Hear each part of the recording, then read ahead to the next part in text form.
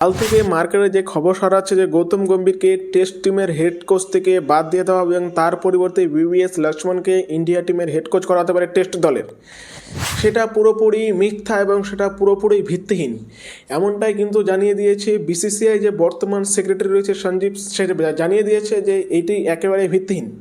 BCCI থেকে আজ জানিয়ে দেওয়া হয়েছে যে গৌতম গম্ভীরকেই ইন্ডিয়া টিমের কোচ রাখা হচ্ছে যতদিন পর্যন্ত তার সঙ্গে কন্ট্যাক্ট রয়েছে, মানে 2027 যে ওয়ার্ল্ড কাপ রয়েছে ততদিন পর্যন্ত গৌতম গম্ভীর ইন্ডিয়া টিমের কোচ থাকছে এবং তিনি 3 ফরম্যাটেই কোচ থাকছে।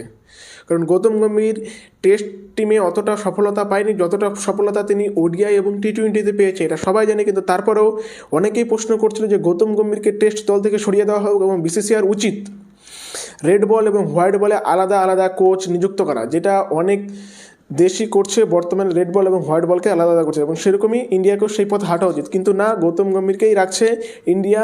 Red ball plus white ball মানে 3 ফরম্যাটে গৌতম গম্ভীরকে কোচ রাখছে।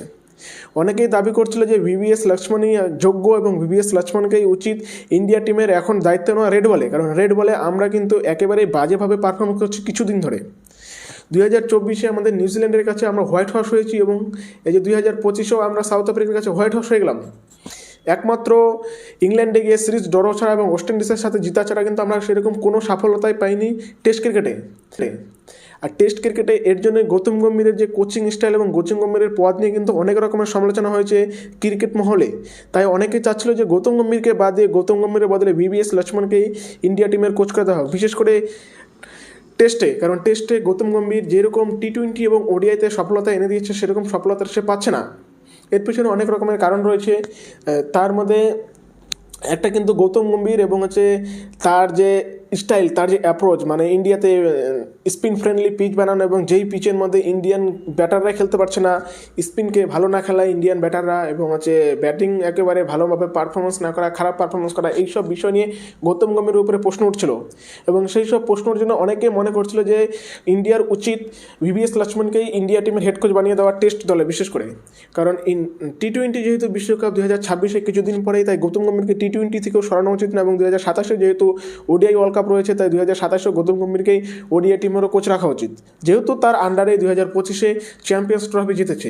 সেটা আলাদা কথা যে রোহিত শর্মা পুরো ক্রেডিটটাই কিন্তু রাহুল দ্রাবিড়কে দিয়েছে চ্যাম্পিয়ন্স ট্রফি জেতার পেছনে। কারণ 2023 ওয়ার্ল্ড কাপ হারার পরে রাহুল দ্রাবিড়ই কিন্তু আমাদের হোয়াইট বল যে ফরম্যাটের অ্যাপ্রোচ সেটাকে পাল্টিয়ে দিয়েছিল রাহুল দ্রাবিড়।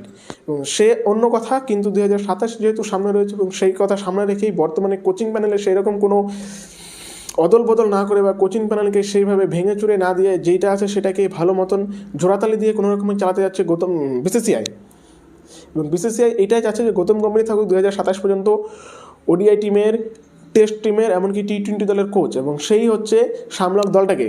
কারণ যেহেতু আমাদের ভিন্ন ভিন্ন ক্যাপ্টেন আমরা খেলতেছি অলরেডি 3 দলে, কিন্তু 2 রকমের কোচ রয়েছে, যেখানে ওডিআই এবং টেস্টে রয়েছে শুভমান গিল এবং টি20তে রয়েছে সূর্যকুমার যাদব।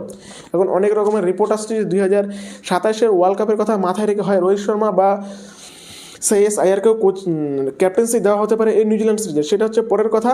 কিন্তু বর্তমানে যেটা রয়েছে সেটা এখন দেখা যাবে, যখন ওডিআই টিম সিলেকশন হবে তারপরে আমরা বুঝতে পারবো যে সত্যিকারে কি সরানো হবে শুভমান গিলকে নাকি সরানো হবে না। কিন্তু এইটা কথা যে গৌতম গম্ভীরকে টেস্ট দল থেকে যে সরানোর কথা ছিল সেটা একেবারে ফেক বের হয়ে গেছে এবং এইটা একেবারে ভিত্তিহীন। তাই এইসব কথায় কেউ বিশ্বাস করবেন না। যেসব আর্টিকেল ছাপা হয়েছিল, যে সকল ফ্যান পেজগুলো এগুলো ছড়াচ্ছিল, তারা সবগুলো কিন্তু একেবারেই ভিত্তিহীন এবং মিথ্যা।